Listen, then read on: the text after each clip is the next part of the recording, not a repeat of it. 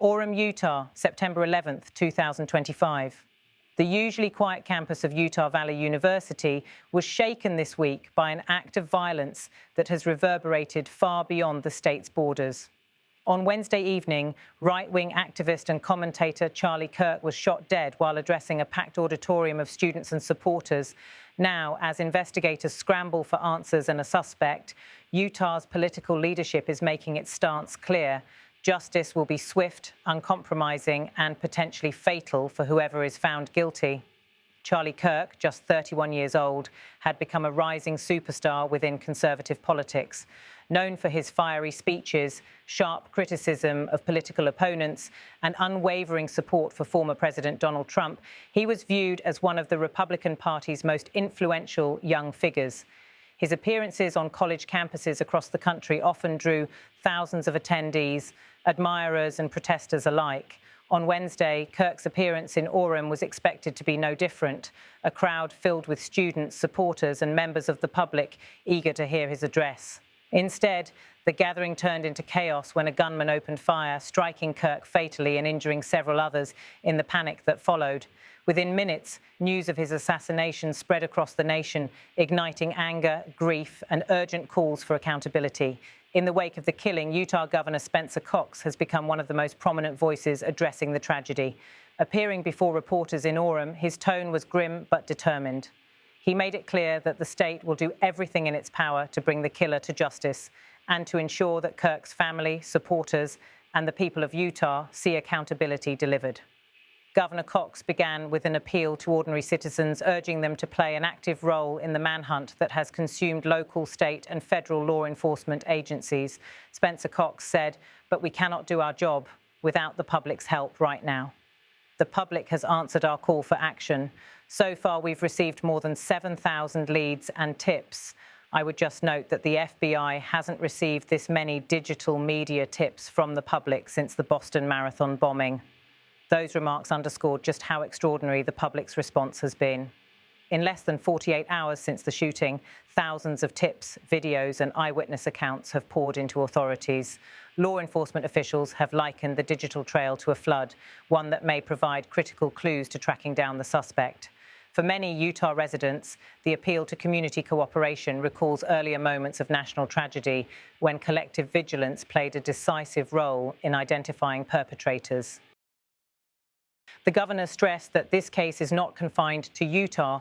He reminded Americans that Kirk was a national figure, someone whose reach extended far beyond the state where his life was cut short.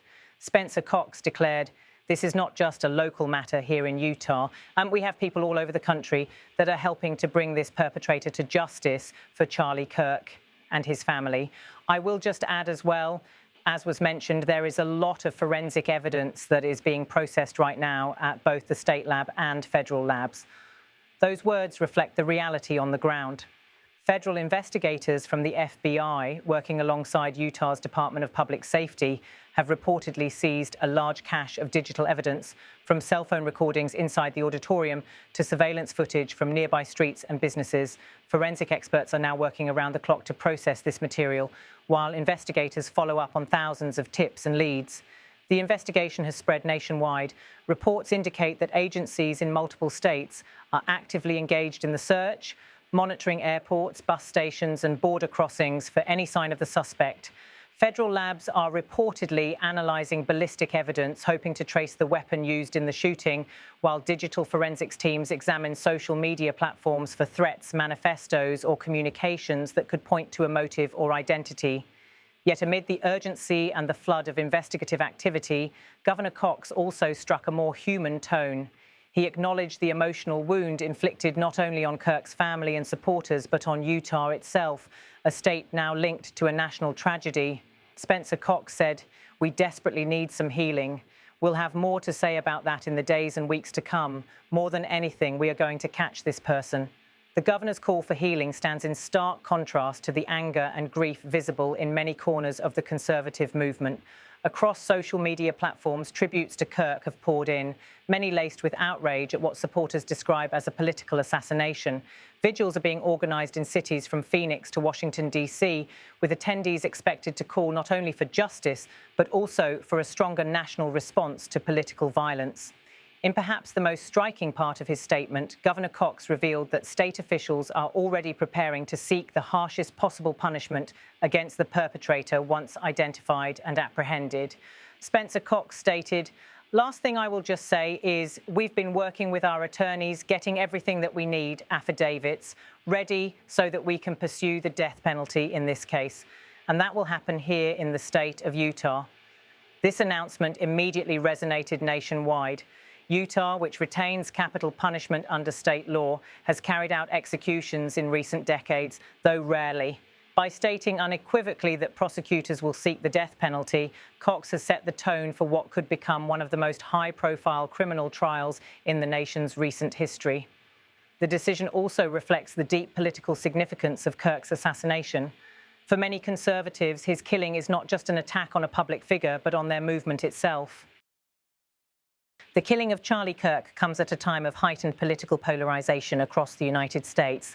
Violent incidents linked to politics, ideology, and public discourse have become more frequent, sparking alarm among experts who warn of a dangerous erosion of civil debate. Kirk's assassination, therefore, is not only a crime against one individual, but a chilling symbol of the times, a moment when ideological conflict spills into lethal violence. Observers note that the investigation's scale resembles other moments of national trauma, such as the manhunt for the Boston Marathon bombers. The fact that Cox referenced that precedent directly underscores the gravity with which Utah and federal authorities view this case. It also signals that in both scale and symbolism, the pursuit of Kirk's killer has become a priority for the nation's law enforcement apparatus. For Kirk's supporters, grief has quickly transformed into mobilization. Across conservative media outlets, commentators are demanding swift justice and warning against what they describe as a culture of hostility toward right-leaning voices. Memorial services for Kirk are already being planned, with thousands expected to attend. Tributes from political leaders, including former President Donald Trump, have emphasized Kirk's role as a fighter for conservative causes and a powerful influence on the next generation of Republican voters. But the fallout is not purely emotional. Political analysts suggest that Kirk's death may galvanize portions of the Republican base, injecting a new sense of urgency into debates about security, political expression, and violence. It may also complicate the already heated atmosphere of the 2026 midterm elections, where issues of safety, justice, and free speech are expected to play major roles. For now, the focus remains on the ongoing investigation. Authorities continue to sift through the overwhelming number of leads, hoping that among them lies the clue that will break the case wide open.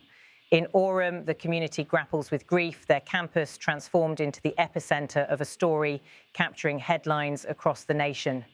The words of Governor Cox continue to resonate, both as a call for unity and as a stark warning of what lies ahead for whoever is responsible.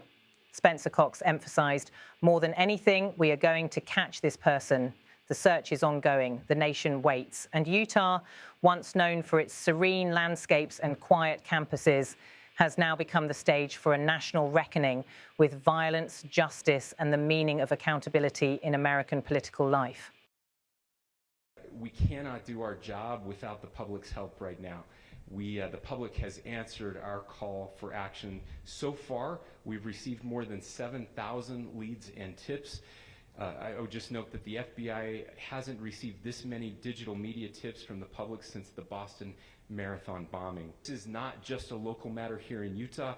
We have people all over the country that are helping to bring this perpetrator to justice for Charlie Kirk and his family. I will just add as well that, as was mentioned, there is a lot of forensic evidence that is being processed right now at both the state lab and the federal labs. We desperately need some healing. We'll have more to say about that in the days and weeks to come. More than anything, we are going to catch this person.